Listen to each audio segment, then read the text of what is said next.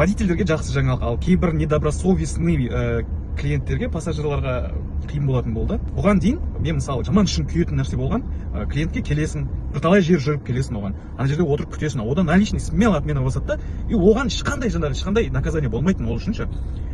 Мен каждый раз содан кейін линиядан шығып техподдержкаға жазатын ерінбей, и вот мынандай жаңалықтар келіп жатыр, мынандай постқа кезіктім, жаңағы 3 минуттан кейін машина келе жатады, 3 минуттан кейін отменаны бесплатно жасауға болмайды дейді. Бұл өте жақсы жаңалық негізі.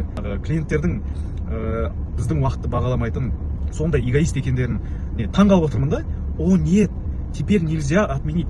Олардың ойында біз сонда адам емеспіз ба, или біздің уақыт қалай сіздерге? Біз бір жерден жүріп келеміз ғой, бензинімізді жағып. Егер пландарың өзгеріп кетсе, 300-400 теңгесін төледі, отменаны бас. Бұрын сондай болатын. За неустойку деген. Соңғы кездері Яндекс осындай болды да, и каждый раз сөйтіп жаза берді. Менен басқа да водительдер жазып жүрген шығар. Бірақ менің ойымша енді жақсы жаңалық деп ойлаймын. Сіздер қалай ойлайсыздар?